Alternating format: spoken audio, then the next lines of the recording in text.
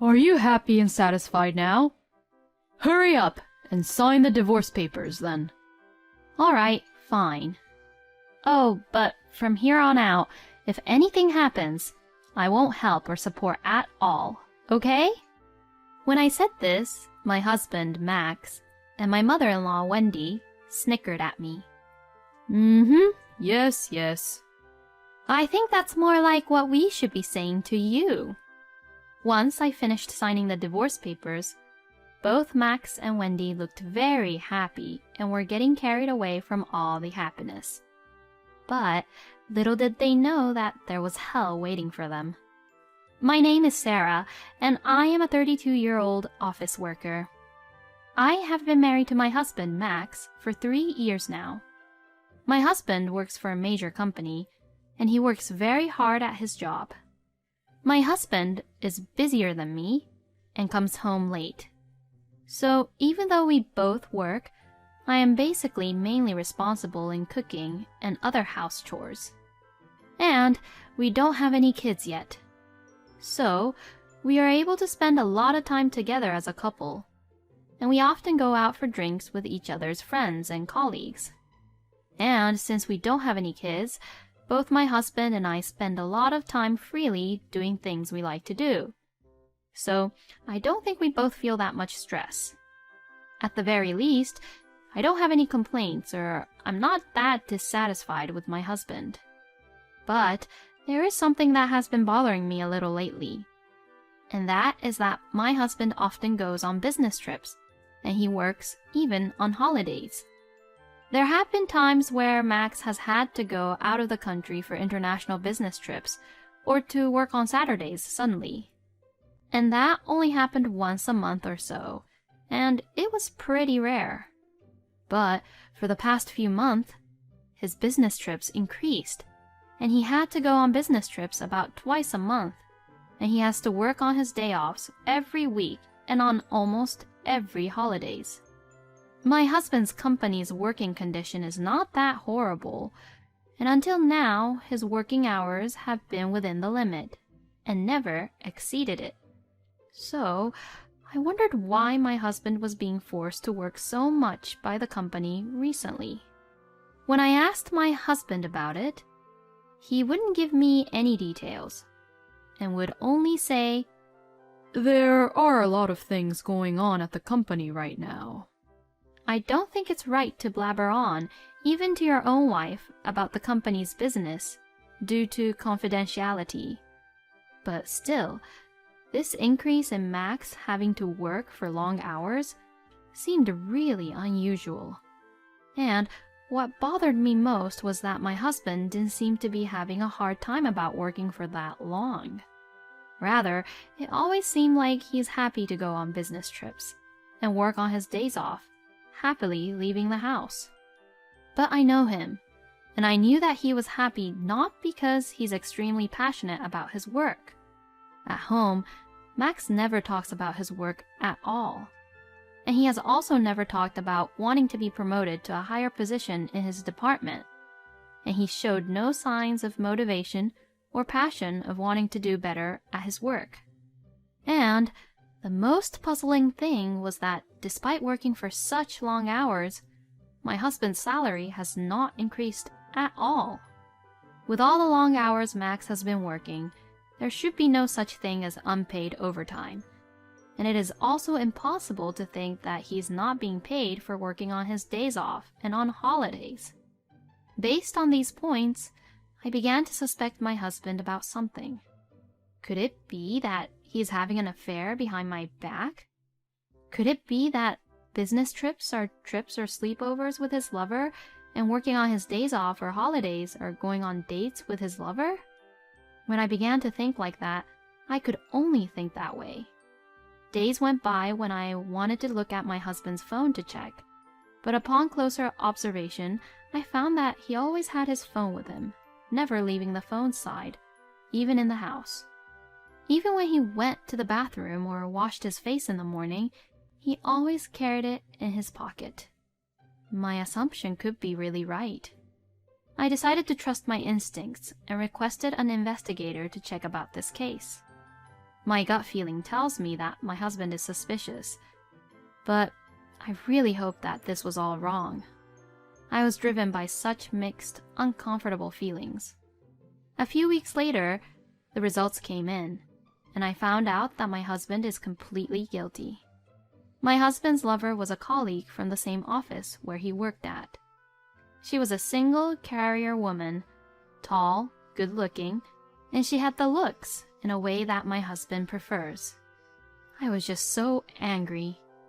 Of course, I was allowed to go out late for drinks with friends and have lunch with them on my days off, but I never, ever did anything that crossed the line. I have loved and thought only of my husband and cherished my life with him. But my husband easily betrayed that, lied to me, and did whatever he wanted. Thinking that, I was determined to punish my husband and his lover. First, I decided to report the whole thing to my mother-in-law, Wendy. I had a reasonably good relationship with Wendy, and I knew that she would tell Max off about the whole situation and be on my side. I called Wendy in advance to let her know that I had something important to discuss, and I made my way to her house. Wendy has been living alone since the death of her husband a few years ago. "Oh, Sarah, welcome. What's wrong? You came here all on your own all of a sudden." "Well, Wendy, actually..." I reported to Wendy that Max was currently having an affair behind my back. I also explained that he had been meeting with his lover by saying he's going on a business trip or working on days off and holidays, and I showed her some photo evidence I had received from the investigator. But Wendy showed no signs of surprise, and she didn't react the way I thought she would. "Oh, Max is having an affair. Looking from her reaction, maybe Wendy is thinking that her son wasn't having an affair. Maybe that's why she doesn't really believe in the evidence. All these photos were taken as evidence from the investigator I hired. Unfortunately, Max is having an affair behind my back." When I said this, Wendy says this without any hesitation. "Then, why don't you get a divorce with him?" "Huh? What, you're not going to get a divorce?" "I mean, I will get a divorce, but..." Isn't the conversation going too easily? Was she that uninterested in her own son's married life? As I was thinking that, Wendy then said something unexpected. "Well, that's good then." "Huh? Max, Molly, you both can come out now finally." When Wendy said that, to my surprise, my husband and his lover came out from the next room. How did you..." "Oh, hey, Sarah." "Hello." "Oh, I'm sorry. I began to like Molly more than you know.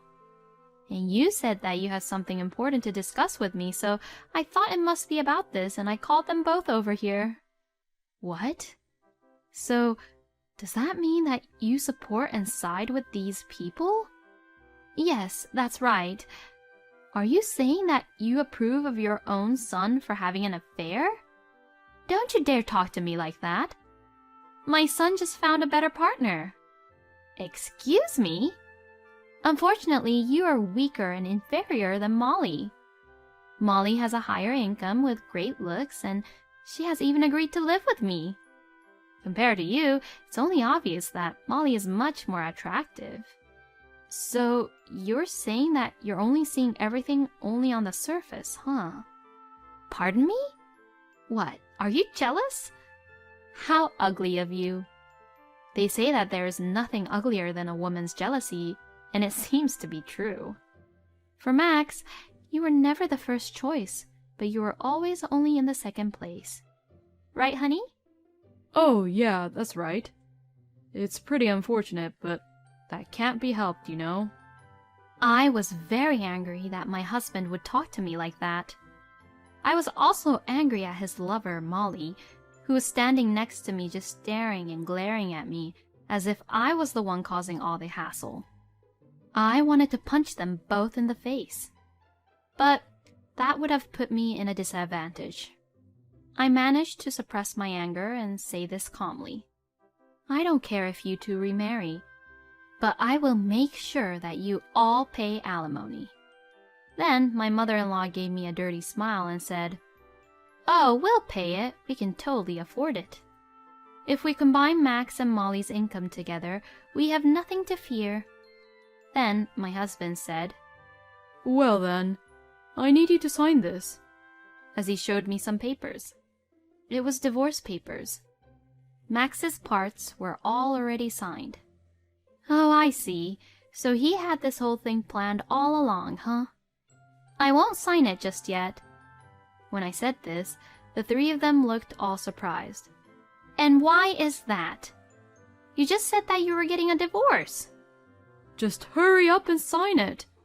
We even said that we pay you the alimony." Ugh, you're such a pain in the butt. I'm only going home today because I'm not convinced that I should sign the papers yet. I'm not going to let them make me do whatever they want me to do. No, I will not let you leave here right now until you sign them.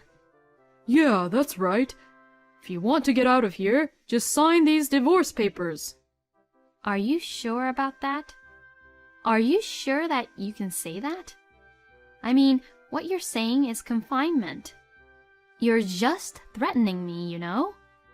And I just recorded what you just said. What would happen if I turned this in to the police? Both Max and Wendy began to flinch.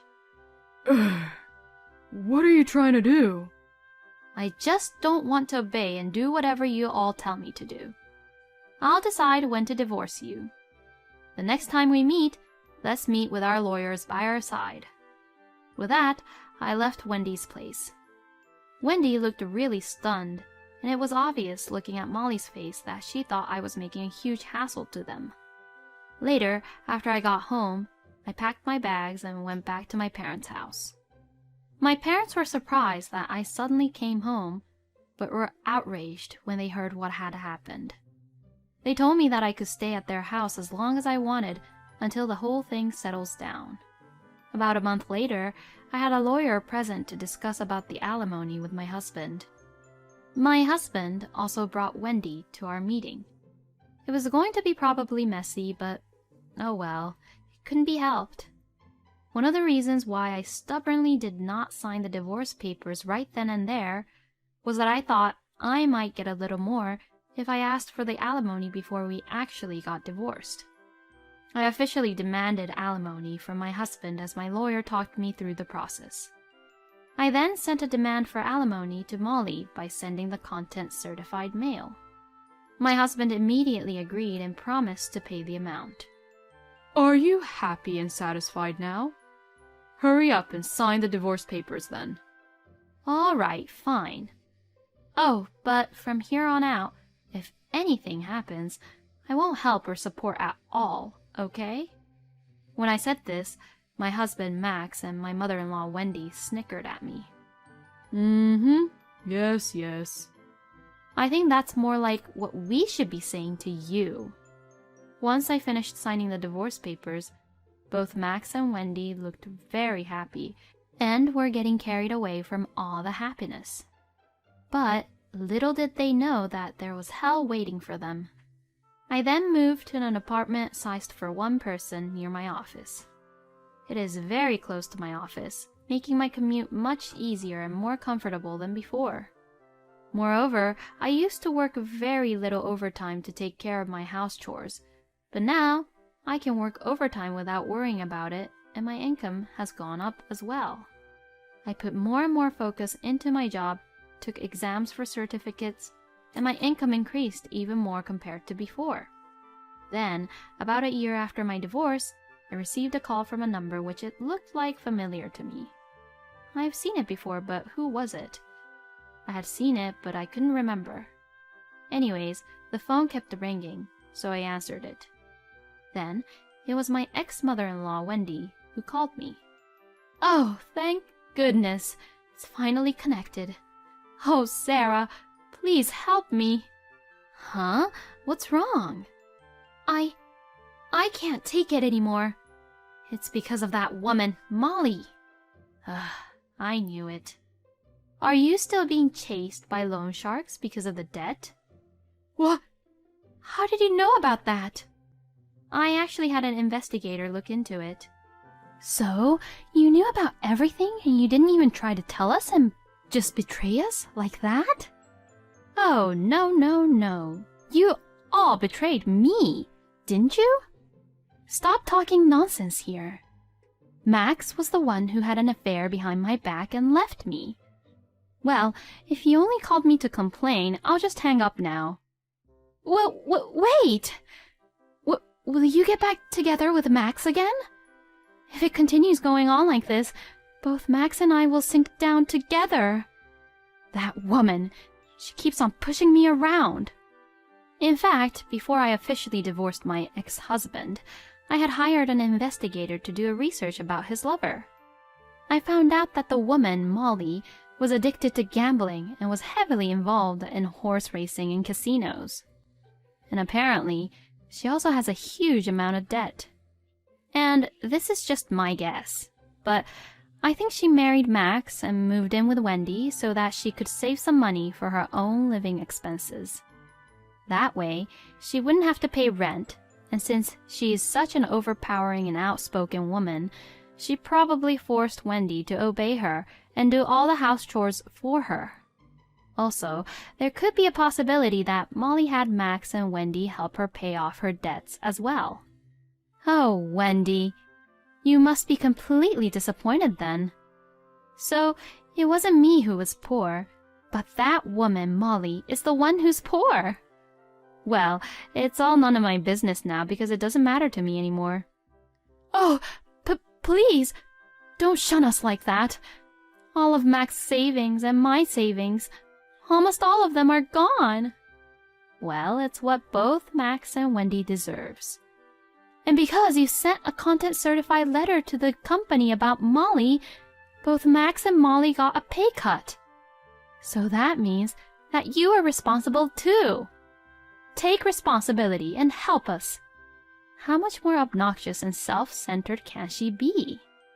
But I'm a little irritated that Molly is doing whatever she wants to do. I told them that I would not help them at all in the future, but I did give Wendy a little advice on what she can do to get a revenge on Molly. If she's treating you badly, recording it might be a good evidence for the harassment that you're receiving from Molly. Also, if you have evidence of her addiction to gambling, you could use that as a material for Max to get a divorce with Molly. When I said this, Wendy said, "Oh, that's a good idea. Thank you," and hung up the phone. After that, both Wendy and Max did what I had mentioned. As a result, Max and Molly got a divorce, and Wendy and Max were released from Molly's debt. In the end, Molly was unable to repay her debts and had to go through many consumer loan companies. And before long, she disappeared from the company as well. Although Max and Wendy were freed from that woman, their money were squeezed out a lot during the past year, and the psychological damages are said to be quite severe. Well, compared to them, I think I am the happiest out of all of them. So I guess in the end, everything went all right.